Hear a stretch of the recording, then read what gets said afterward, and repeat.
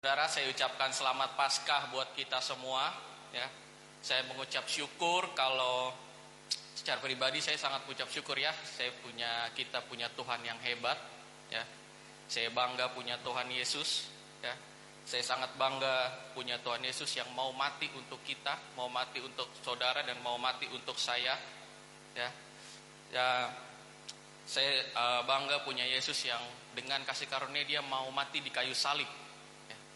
Tetapi dia tidak hanya mati di kayu salib, ya. Firman Tuhan katakan bahwa dia bangkit dan hidup untuk selama-lamanya. Amin. Ya. Hari ini kita merayakan Paskah, yaitu hari kebangkitan Tuhan Yesus. Ya. Dan hari ini juga ya kita akan sama-sama belajar untuk mengerti apa itu makna Paskah atau puasa Paskah, puasa kebangkitan bagi hidup kita. Saya percaya kalau Yesus itu mati bukan hanya sekedar mati biasa, ya. Ketika dia mati, ada pengorbanan yang dia lakukan, ya. Ada darah, ada tubuh Yesus yang penderitaan di kayu salib. Ya, kemarin kita hari Jumat Agung udah sama-sama merayakan hari kematian Tuhan Yesus. Kalau Yesus mati itu untuk mengorbankan tubuhnya yang kudus, yang suci untuk kita umat yang berdosa, untuk melepaskan segala dosa, melepaskan segala kutuk dari kita, ya. Tetapi saya ingin katakan kalau kita itu tidak menyembah Tuhan yang mati, ya. Kita itu tidak menyembahkan Allah yang mati, tetapi kita menyembah Tuhan yang hidup. Pada hari ketiga dia bangkit, dia hidup untuk selama-lamanya, ya. Ketika dia bangkit menandakan bahwa dia telah menang. Menang atas apa? Menang atas maut. Maut pun tidak dapat menghentikan dia, ya.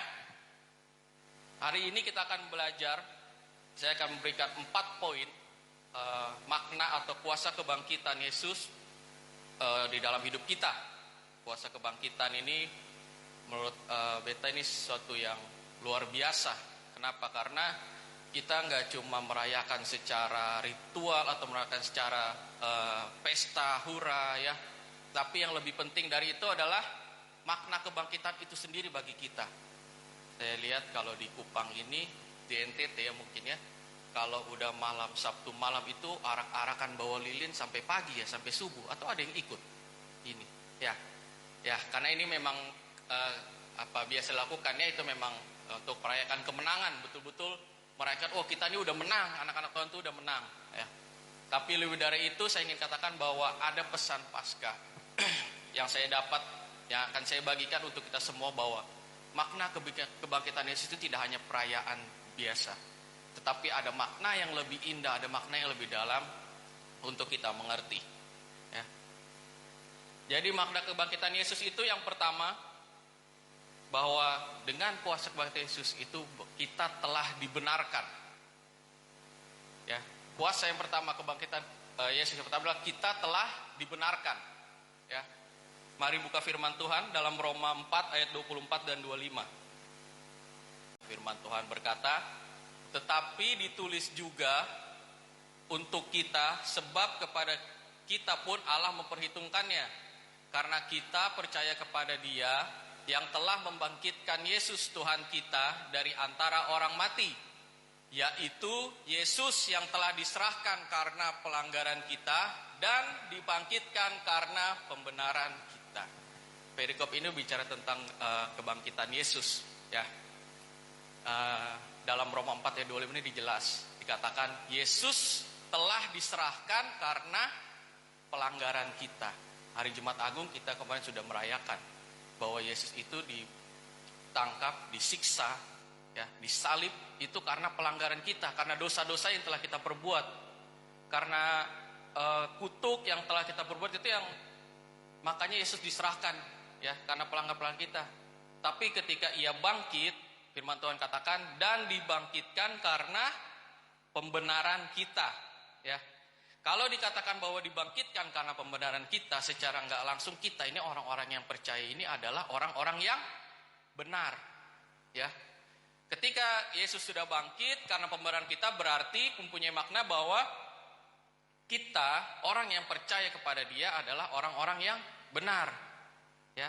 Kalau di KTP mungkin kalau kita punya KTP kita di sorga, ya, mungkin nama Billy Gerson, ya. Agama Kristen Protestan, status orang benar. Oh, haleluya, ya. Bukan status perkawinan, saudara. Ya, kalau status perkawinan belum menikah. Status orang benar. Amin enggak? Nah, jadi kita semua sama. Orang-orang yang percaya dan punya iman kepada Tuhan itu statusnya sekarang adalah orang benar. Ya. Kalau dalam perjanjian lama, Allah itu menuntut kita untuk melakukan perbuatan yang benar supaya kita dibenarkan. Sekali lagi, kalau dalam perjanjian lama, Allah menuntut kita untuk melakukan perbuatan yang benar supaya kita dibenarkan. Jadi kita dibenarkan karena apa? Perbuatan kita sendiri. Ya. Tetapi kalau dalam perjanjian baru, kebenaran itu adalah gift, anugerah dari Tuhan. Atas apa? Atas kebangkitannya dia, kematian dia, kebangkitan dia. Jadi kebenaran itu adalah gift dari Tuhan. Jadi bukan lagi right doing, melakukan sesuatu untuk kita terlihat benar, tetapi kita itu udah punya identitas jati diri bahwa kita adalah orang-orang yang benar. Ya. Kalau perjanjian lama, kalau perbuatan salah langsung dihukum, hukumannya itu ya memang hukuman berat ya saudara. Ya, itu makanya kita sebagai pribadi-pribadi yang cinta Tuhan, yang percaya punya iman pada Tuhan, kita harus mengerti bahwa kita dengan kuasa kebangkitannya kita sudah menjadi orang-orang yang benar. Ya. Kalau begitu yang jadi pertanyaan, oh kalau gitu kalau kita udah punya status benar, kita bebas mau lakuin apa aja dong, mau buat dosa, mau ngapain aja bebas dong, karena kan kita orang benar. Begitu nggak? Sonde ya saudara, walaupun kita punya status sebagai orang benar, ya, kita juga tetap harus melakukan perbuatan-perbuatan yang benar, ya, karena kita udah dibenarkan oleh Tuhan, ya. Maka itu saya ingin katakan, kalau misalnya kita punya iman dan percaya kepada Tuhan, kepada pribadi yang benar, maka kita juga akan menjadi pribadi-pribadi yang menghasilkan perbuatan yang benar, ya. Bukan berarti saya bilang kita nggak boleh berbuat baik, bukan ya saudara. Berbuat baik itu penting, ya. Tapi kebenaran itu pasti dalam hidup kita. Amin. Berbuat baik itu roh buah, ya, buah-buah roh. Berbuat baik itu diibaratkan sebagai buah dalam hidup kita. Akarnya dalam hidup kita itu kita orang yang benar. Kalau akarnya baik, akarnya benar, buahnya pasti akan baik, ya. Jadi nggak mungkin kalau misalnya kita percaya kepada Tuhan, iman Tuhan, terus kita masih melakukan perbuatan-perbuatan dosa, ya, berarti kita harus koreksi lagi diri kita, ya. Kita harus koreksi lagi pribadi kita, bagaimana kita dengan Tuhan, ya. Karena kalau akarnya kita benar, kalau akarnya kita udah benar, perbuatan kita pasti benar. Amin. Sampai sini ngerti nggak? Ya, kali ini khotbahnya agak serius sedikit ya, nggak ada bercanda-bercanda. Ya, karena ini saya dapatkan juga luar biasa ya, karena memang kita harus ngerti dulu identitas kita yang baru dan kebangkitan Tuhan Yesus adalah kita menjadi pribadi-pribadi yang benar. Kebenaran itu bukan dari perbuatan kita, tetapi karena kasih karunia anugerah Tuhan dalam hidup kita. Amin. Ya, tapi bukan berarti jadi seenaknya ya, terus nanti pulang dari sini, pulang, kumpul-kumpul dengan kawan-kawan ya, apalagi terutama yang laki-laki, kumpul kawan-kawan malam, terus sama-sama, biasa kalau ada pesta kan pasti kumpul ya, pasti kumpul-kumpul sama-sama. Terus kalau udah kumpul sama-sama, mulai keluar kartu, kemarin hari Jumat itu kan ada ininya ya, mulai keluar kartu, main kartu, mulai berjudi, isi 2000 sah, sebanyak-banyak. Nah, baru kalau dikasih tahu, sambil pegang kartu apa? Sambil pegang kartu sambil pasang musik selalu ya. Kalau ini selalu ada pasang musik, pasang lagu. Ya, sambil pegang kartu, sambil taruh kartu di atas meja, lagunya apa? Ku berbahagia, yakin teguh. Jalan terus itu judi. Ya, makin malam makin apa? Kalau udah judi biasanya apa temannya? Shopee atau apa? Alkohol. Bir, ya, makin malam makin edarin gelas, ya, makin malam makin edarin gelas, sambil edarin gelas, lagu makin naik.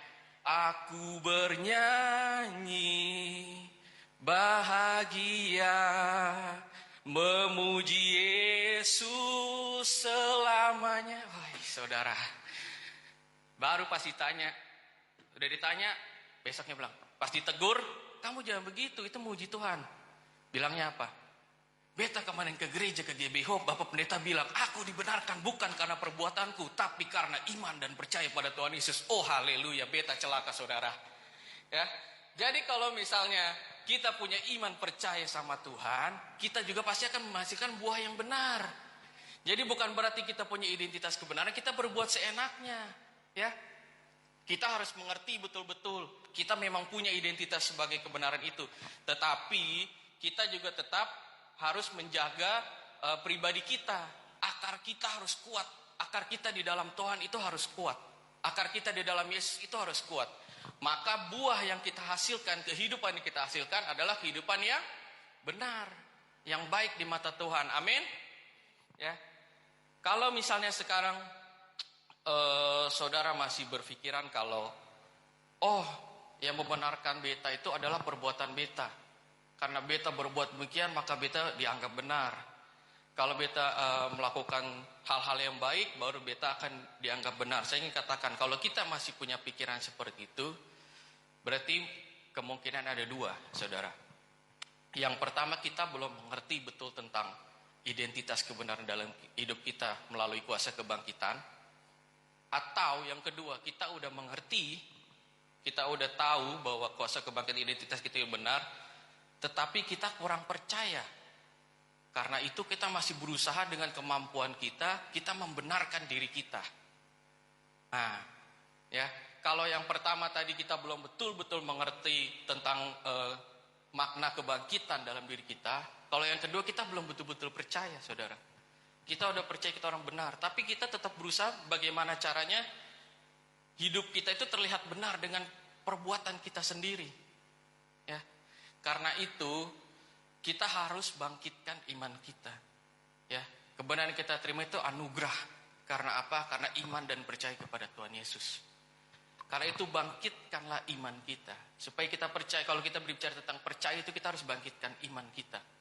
Ya, bagaimana cara kita membangkitkan iman kita? Ya, iman timbul karena pendengaran. Pendengaran akan apa? Firman Tuhan. Jadi kalau misalnya kita akarnya udah benar, akar kita adalah Tuhan Yesus itu berbicara tentang firman Tuhan, ya, maka perbuatan yang akan kita hasilkan, buah yang akan kita hasilkan itu adalah buah-buah yang benar. Ya, saudara. Jadi ketika kita sudah bangkitkan iman kita, kita punya akar yang kuat dalam hidup kita, baru kita dapat berkata apa? Aku dibenarkan bukan karena perbuatanku lagi, tetapi aku dibenarkan karena iman percaya kepada Yesus Kristus. Amin. Ya. Dalam Roma 5 ayat 17 boleh dibuka, firman Tuhan berkata, sebab jika oleh dosa satu orang maut telah berkuasa oleh orang kuasa itu, maka lebih benar lagi mereka yang telah menerima kelimpahan kasih karunia dan anugerah kebenaran akan hidup dan berkuasa oleh karena satu orang itu, yaitu Yesus Kristus. Amin, saudara. Dalam Roma 17 ini perikopnya berbicara tentang Adam dan Kristus. Ya, firman Tuhan katakan, sebab jika oleh dosa satu orang. Siapa dosa satu orang? Dosa satu orang siapa? Adam. Ya, maut telah berkuasa oleh satu orang itu. Betul nggak, saudara? Benar nggak? Ketika Adam jatuh dalam dosa, maut telah berkuasa atas manusia. Betul gak? Benar ya? Karena Tuhan tidak pada saat Tuhan menciptakan manusia, Tuhan tidak dikatakan kalau Tuhan menciptakan manusia itu hanya umurnya berapa tahun. Gak dikatakan seperti itu. Pada awal penciptaan manusia itu Tuhan mau manusia itu hidup untuk selama-lamanya. Tetapi karena dosa satu orang, maut telah berkuasa oleh satu orang itu. Maka itu karena itu adalah kematian. Benar gak? Benar ya. Berikutnya, maka lebih benar lagi, kalau tadi benar, karena dosa satu orang, maut telah berkuasa atas satu orang itu. Itu benar. Lanjutnya, maka lebih benar lagi dari mereka, siapa mereka? Kita ya, semua manusia yang telah menerima apa? Kelimpahan kasih karunia dan anugerah kebenaran. Ya. Kebenaran itu berarti adalah anugerah. Kalau bicara anugerah, balik lagi, anugerah itu gift, pemberian, bukan sesuatu yang kita kejar. Ya. Jadi kita telah menerima kelimpahan kasih karunia dari mana? Ya, atas kematian Yesus kayu salib kita menerima kasih karunia karena kasih karunia yang begitu besar. Ya, karunia maka ia mengorbankan ya. Dan anugerah kebenaran berarti gift, bukan sesuatu yang akan kita raih ya. Akan hidup dan berkuasa oleh karena satu orang itu, yaitu siapa? Yesus Kristus. Jadi akar kita harus kuat, saudara. Ya. Jadi kita tuh harus betul-betul memahami kalau kuasa kebangkitan itu adalah yang pertama itu adalah hidup kita. Kita tuh udah berubah identitas kita menjadi orang yang benar. Ya. Karena itu teruslah berakar dalam Tuhan. Ya, teruslah berakar dalam Tuhan Yesus Kristus. Ya.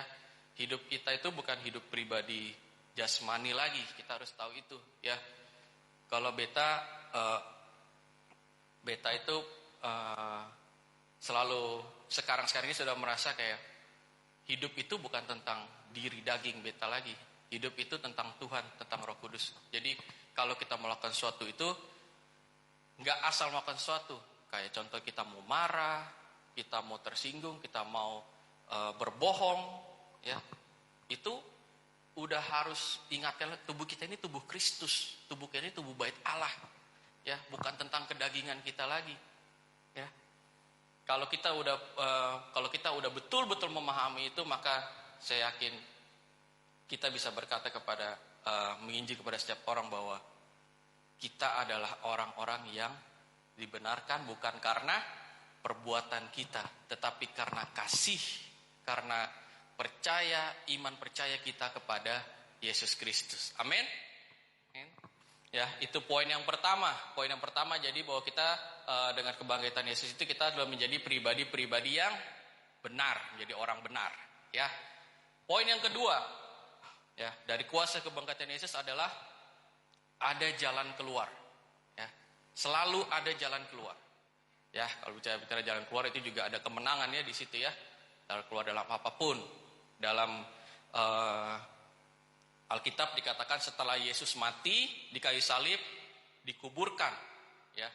Dan kematian dan kubur ini seringkali kita pikir atau seringkali digambarkan sebagai akhir dari kehidupan ini. Ya. Itu kalau misalnya kematian itu sering dikatakan bahwa pertanda bahwa jalan itu sudah buntu. Ya. Kalau kita sudah dikubur, ya itu one way ticket ya, sering dibilangnya one way ticket. Sekali dikubur nggak bakal bisa keluar lagi. Ya dia cuma satu kali perjalanan, one trip. Sekali turun, kubur, gali, terus masuk kubur, udah selesai. Ya. Firman Tuhan juga katakan Kristus telah mati dan dikuburkan. Kuburnya ditutup dengan batu yang besar dan dimateraikan oleh Pilatus, bahkan dijaga secara ketat oleh pengawal yang bersenjata lengkap. Ya.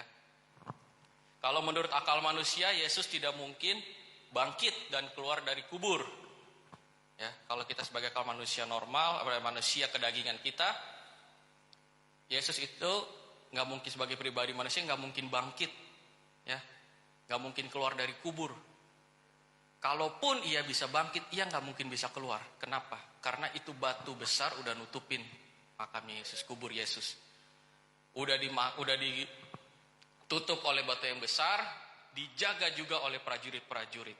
Ya, itu pikiran manusia secara lahiriah, secara daging, dan itu juga firman Tuhan katakan yang dirasakan oleh murid-murid Yesus pada saat itu. Ya, setelah Yesus mati dan kubur, murid-murid Yesus pulang dan kembali ke tempatnya masing-masing untuk melakukan pekerjaannya. Kenapa? Karena dia merasa guru yang dia ikuti selama ini telah mati dan telah dikubur, udah selesai dan pelayanan udah selesai. Ya. Tetapi dengan kebangkit, tapi firman Tuhan katakan Yesus mati dan dikubur, tidak selesai sampai di situ. 3 hari kemudian ia bangkit dan ia hidup untuk selama-lamanya. Amin. Ya, kebangkitan Yesus ini menunjukkan apa? Menunjukkan bahwa di dalam Yesus tidak ada jalan buntu. Di dalam Yesus tidak ada, coba bilang ke kanan kirinya, di dalam Yesus tidak ada jalan buntu. Amin. Dalam Yesus tidak ada jalan buntu. Ya, memang dia telah mati dan dikuburkan, tetapi firman Tuhan tidak berhenti sampai di situ. Dia bangkit, dia hidup. Batu besar tidak dapat menghalangi dia. Prajurit-prajurit tidak dapat menghalangi dia. Bahkan maut pun telah ia kalahkan. Karena itu saya ingin katakan, saudara, bahwa di dalam Yesus selalu ada jalan keluar. Amin. Di dalam Yesus selalu ada jalan keluar. Manusia juga kadang-kadang merasa seperti ini, kita sebagai manusia kadang-kadang merasa seperti yang prajurit rasakan waktu itu. Wah, kayaknya kehidupan beta begini-begini aja, masalah terus-terus datang. Kayaknya beta udah gak ada jalan keluar, kayak beta rasa udah buntu. Udah seperti gak ada pengharapan lagi. Ya, seringkali kita merasa kalau kita ini berbeban berat. Ya, kalau ngomong di atas mimbar gampang, tapi kenyataannya pas lagi jalan hidup nih berat. Ya, kita seringkali merasa seperti itu. Ya, saya ingin katakan kenapa kita seringkali akhirnya merasa seperti masalah yang kita hadapi itu sangat besar, masalah yang kita hadapi itu tidak ada jalan keluar, seperti jalan buntu. Ya, kenapa kita seringkali merasa seperti itu? Karena kita sering mengandalkan kekuatan kita sendiri, saudara, dalam menghadapi masalah. Ya, apa yang kita andalkan? Pikiran kita, kepintaran kita, kehebatan kita, kekuasaan yang kita miliki, jabatan yang kita miliki. Ya, itulah yang sering buat kita merasa seperti jalan buntu, karena kita ini manusia yang terbatas. Ya, sehebat apapun manusia, ya, Bapak Presiden pun pasti dia terbatas kemampuannya. Ada hal-hal yang tidak bisa dia lakukan dengan kedagingannya dia. Ya, apalagi kita manusia-manusia ini, kita betul-betul terbatas, Tuhan. Ya, karena itu sekarang kita udah tahu kalau di dalam Tuhan tidak ada jalan buntu. Berarti apa yang harus kita lakukan? Ya, kita harus percaya dan milikilah iman kepada Tuhan.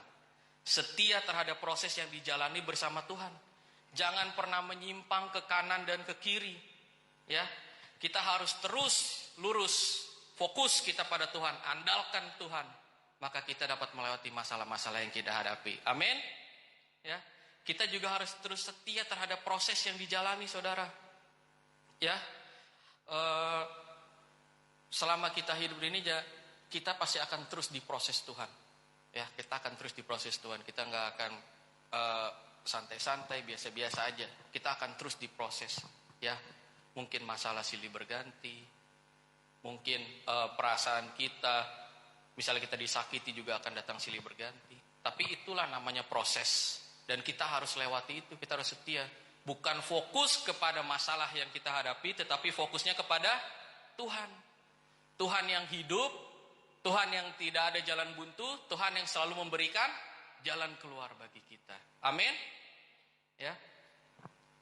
Dalam 1 Korintus 10 ayat 13, ya, boleh kita baca sama-sama. Pencobaan-pencobaan yang kamu alami ialah pencobaan-pencobaan biasa yang tidak melebihi kekuatan manusia.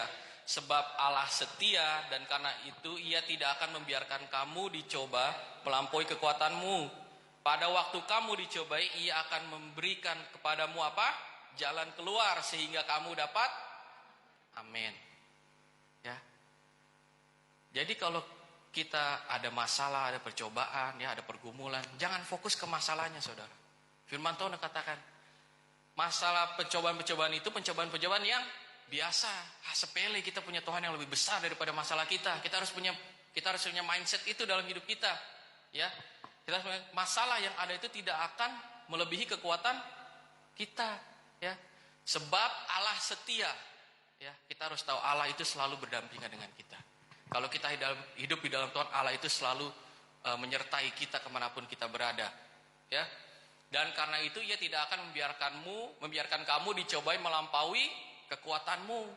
Pada waktu kamu dicobai, Ia akan memberikan kepadamu jalan keluar, saudara. Ya, hebat nggak Tuhan kita, saudara? Ya, janjinya luar biasa nggak dalam hidup kita? Sekarang tinggal pilihan kita. Kita mau fokus kepada masalah atau mau kita punya iman dan percaya kepada Tuhan Yesus Kristus. Ya. Jadi dan dikatakan juga pada Mazmur 37 ayat 23-24 dikatakan, Tuhan menetapkan langkah-langkah orang yang hidup berkenan kepadanya. Apabila ia jatuh, tidaklah sampai tergeletak, sebab tangan Tuhan menopang tangan. Coba Tuhan menopang tangannya. Amin gak saudara? Tuhan udah bilang, masalah yang kamu hadapi itu bukan masalah yang besar, itu masalah-masalah yang biasa. Ya, Tuhan udah bilang masalah yang kamu hadapi itu bukan suatu masalah yang bisa menghancurkan hidupmu. Ya, masalah itu tidak akan melebihi kekuatanmu. Ya, dan Tuhan sendiri katakan, aku akan setia menyertai engkau dan memberikan jalan keluar. Ya. Dan firman Tuhan katakan, apabila ia jatuh tidaklah sampai tergeletak. Ya, kadang-kadang kita punya masalah, kita nggak selalu melulu kayak, oh soalnya biasa-biasa aja, kita berdiri tegak ngelewatin itu semua. Ada kalanya kita akan terjatuh juga saudara, dengan masalah-masalah yang kita hadapi. Tetapi firman Tuhan katakan, apabila ia jatuh tidaklah sampai tergeletak, sebab Tuhan menopang tangannya. Wow, luar biasa nggak Tuhan kita? Amin. Sekarang kita harus komitmen dalam Tuhan, komitmen dalam diri kita sendiri bahwa kita harus betul-betul fokus pada Tuhan. Kita harus betul-betul punya iman dan percaya pada Tuhan yang sungguh-sungguh, ya. Tuhan kita itu Tuhan yang hebat, saudara. Tuhan kita Tuhan yang dahsyat. Karena itu tadi saya katakan, saya bangga punya Tuhan Yesus, ya. Saya bangga punya Tuhan Yesus dalam hidup saya, ya, dalam hidup kita, ya. Boleh bilang ke kanan kirinya, saya bangga punya Tuhan Yesus dalam diri saya. Oh, haleluya, ya. Ini perkataan-perkataan iman saudara yang luar biasa, ya. Jadi pesan Paskah, makna kebangkitan yang saya dapat yang kedua itu adalah selalu ada jalan keluar.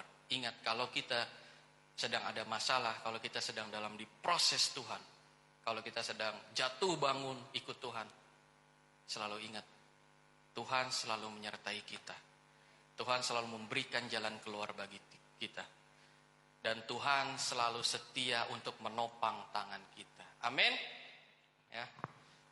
Pesan Tuhan yang ketiga yang saya dapat adalah ada pengharapan kekekalan.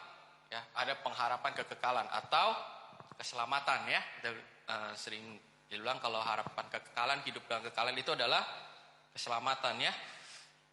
Dalam 1 Petrus 1 ayat 3 dan 4 bisa kita baca sama-sama.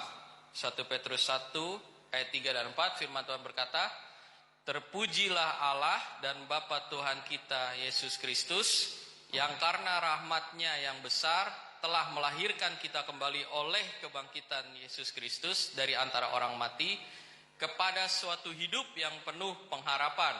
Ayat 4, untuk menerima suatu bagian yang tidak dapat binasa, yang tidak dapat cemar, dan yang tidak dapat layu, yang tersimpan di sorga bagi kamu. Amin. Ya, jadi yang ketiga adalah selalu ada pengharapan yang kekal. Ya, ayat 4 dikatakan menerima suatu bagian yang tidak dapat binasa. Itu berbicara tentang kekekalan, ya, yang tidak dapat cemar dan tidak dapat layu. Ya, itu berkata tidak ada sakit penyakit, tidak ada kesusahan, tidak ada masalah, ya, yang tersimpan di sorga bagi kamu. Ya. Yang bahayanya adalah sekarang orang-orang Kristen itu banyak yang hanya memikirkan perkara-perkara di dunia, ya. Hanya memikirkan perkara-perkara yang sifatnya sementara, ya. Bukan sesuatu yang sampai pada kekekalan. Kalau misalnya kita masih hidup di dalam pikiran-pikiran perkara-perkara yang ada di dunia ini, saudara, saya ingin katakan bahwa kita ini sedang tersesat di dunia ini, ya. Karena hidup kita ini, dunia ini hanya sementara, saudara. Harta, jabatan, kekuasaan, kehebatan, semua itu akan binasa. Tetapi sesungguhnya di seberang sana, ya, di atas sana ada kehidupan yang kekal. Ada kehidupan yang luar biasa, ya, kehidupan yang tidak lagi dapat binasa, kehidupan yang tidak cemar, dan kehidupan lagi tidak dapat layu. Dan itulah yang harus kita perjuangkan, ya, yang harus kita kerjakan, ya. Itulah proses cara kita di dunia itu. Kita sementara kita sekarang ada di dunia itu, kita sementara sedang dalam proses menuju kekekalan itu, ya. Jadi Alkitab katakan kita hidup di dunia ini hanya hidup sementara sebagai perantau, dan ada satu kehidupan yang kekal yang sedang kita tuju, dan kita semua ini sedang menuju ke sana. Jadi sementara kita ini sedang dalam perjalanan nih. Selama kita hidup di dunia, kita sedang dalam proses, kita sedang dalam perjalanan menuju apa? Menuju kehidupan yang kekal. Ya. Selama kita masih hidup di dunia, kita ini masih sedang proses dalam perjalanan menuju kehidupan yang kekal. Lewat kematian dan kebangkitan Tuhan Yesus, oleh kasih karunia dan iman percaya kepada Tuhan Yesus, kita telah beroleh keselamatan. Karena itu kita harus setia sampai akhir, jaga iman kita dan percaya kepada Tuhan Yesus. Amin. Jadi keselamatan itu kita udah punya belum sekarang? Sudah. Keselamatan sama kayak tadi orang benar, dan Yesus mati kita orang benar, kita statusnya ada orang benar. Ya, sekarang juga keselamatan itu udah kita terima, saudara. Tinggal kita kerjakanlah keselamatan itu, firman Tuhan katakan ya.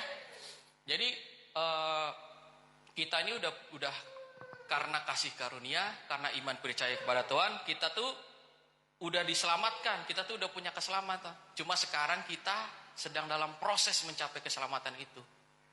Ya. Firman Tuhan katakan jangan menyimpang ke kanan ke kiri, selama proses terus fokus pada Tuhan, terus andalkan Tuhan. Ya. Sama juga seperti tadi. Oh, berarti kalau kita udah keselamatan, kita bebas dong ngelakuin apa aja. Kalau kita udah menjadi pribadi-pribadi yang selamat, kita bebas dong melakukan apa aja. Gitu nggak, saudara? Tidak ya. Dalam Filipi 2 ayat 12 sampai 15, ya, kita baca sama-sama. Filipi 2 ayat 12 sampai 15.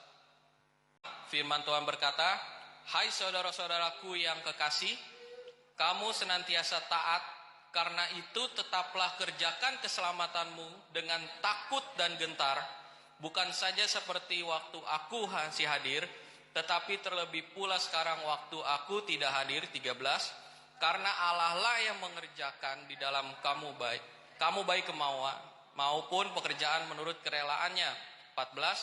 "Lakukanlah segala sesuatu dengan tidak bersungut-sungut dan berbantah-bantahan." 15.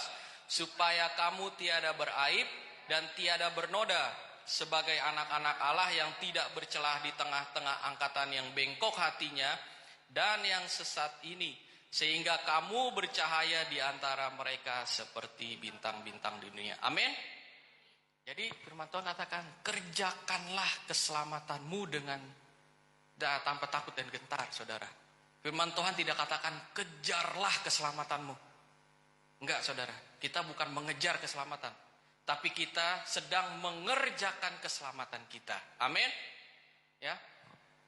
Jadi dalam ayat 15 juga dikatakan, supaya kamu tiada beraib dan tiada bernoda sebagai anak Allah yang tidak bercelah di tengah-tengah angkatan yang bengkok hatinya. Kita kalau hidup di dunia ini, banyak gak yang bengkok hatinya di luar sana? Banyak, saudara. Kita sedang hidup-hidup di tengah-tengah angkatan yang bengkok hatinya. Dan yang sesat ini. Banyak gak ajaran sesat sekarang? Banyak, saudara. Sangat banyak. Ya. Jadi, sehingga katakan apa? Kamu bercahaya di antara mereka seperti bintang-bintang.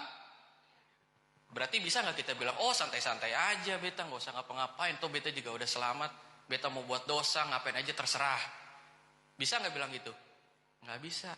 Karena dikatakan sehingga kamu harus bercahaya di antara mereka seperti bintang-bintang di dunia. Kalau berkata bercahaya itu berarti dalam suatu tempat yang gelap, kita harus menjadi terang bagi mereka. Bagaimana caranya kita menjadi terang? Balik lagi, kita harus punya iman dan percaya kepada Tuhan Yesus Kristus. Supaya akar kita kuat, akar kita benar, maka buah yang kita hasilkan juga akan benar. Itulah yang akan bercahaya bagi dunia.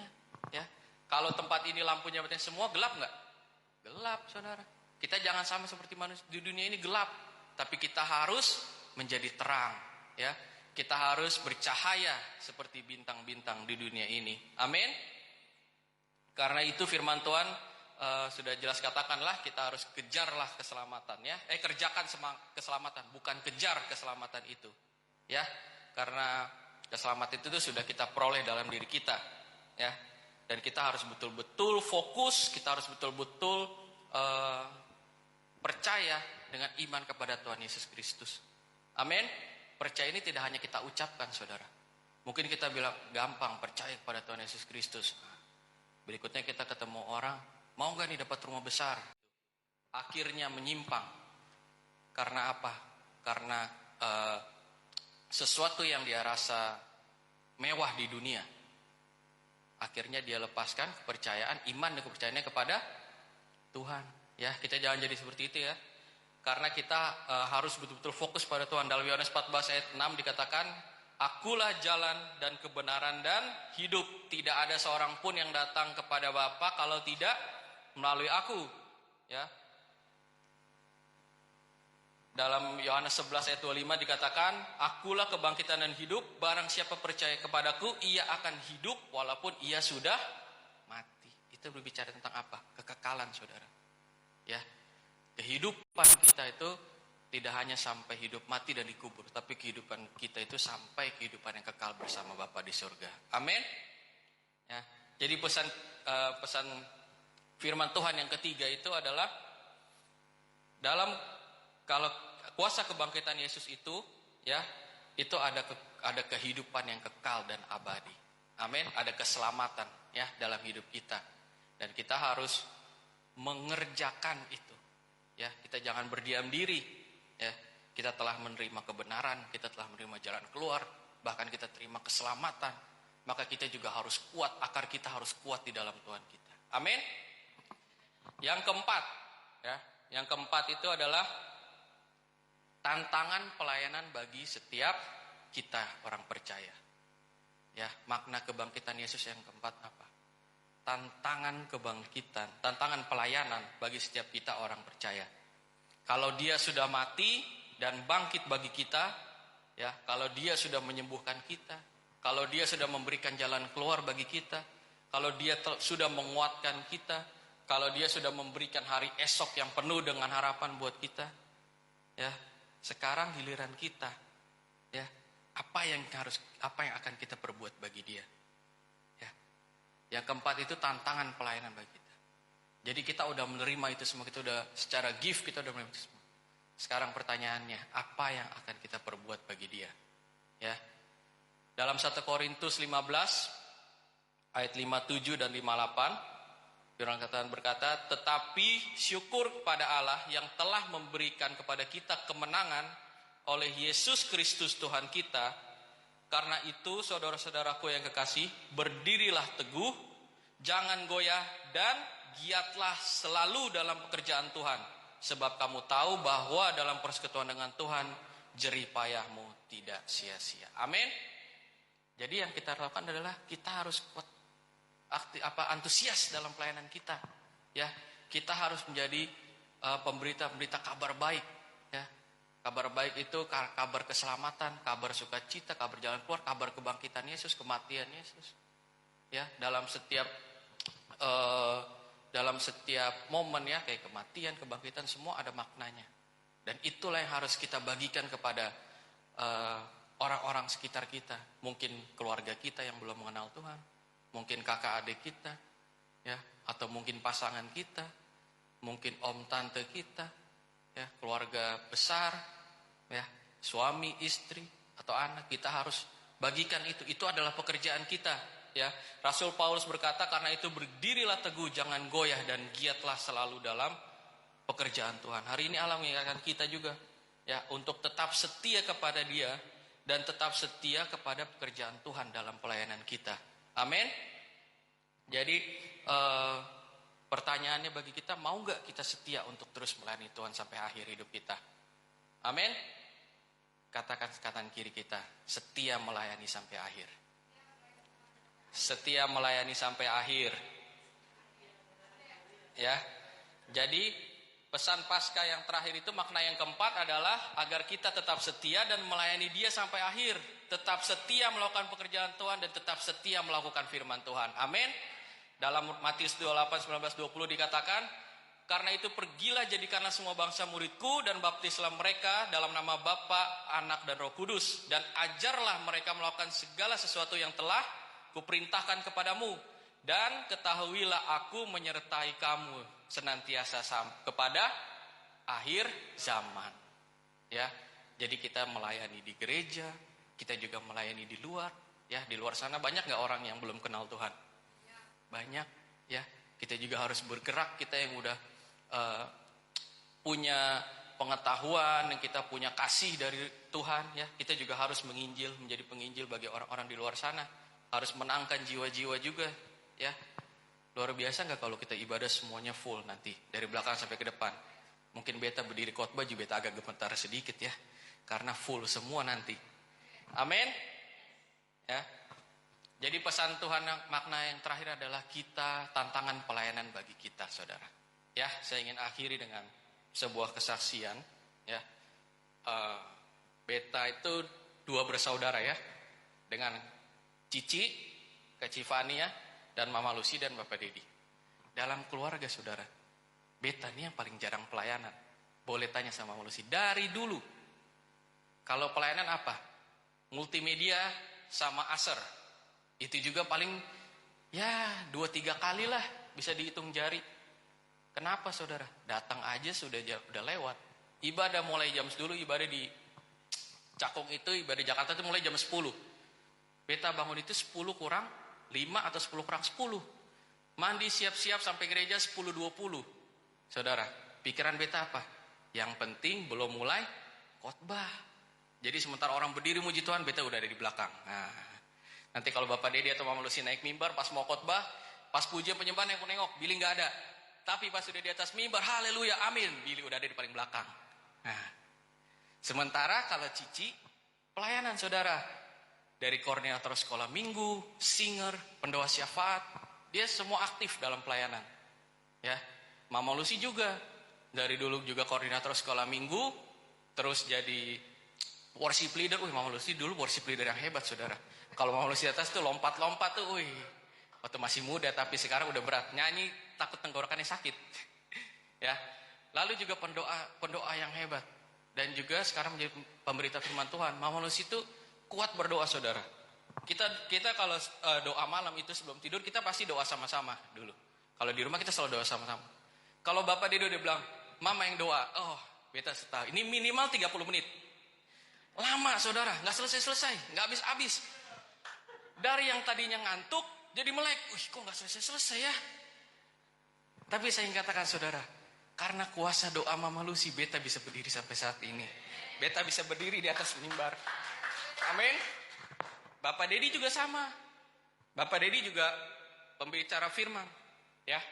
Tapi saya ingin katakan kalau saya bisa ada sampai saat ini semua karena kasih karunia Tuhan. Amin. Semua karena doa mama papa.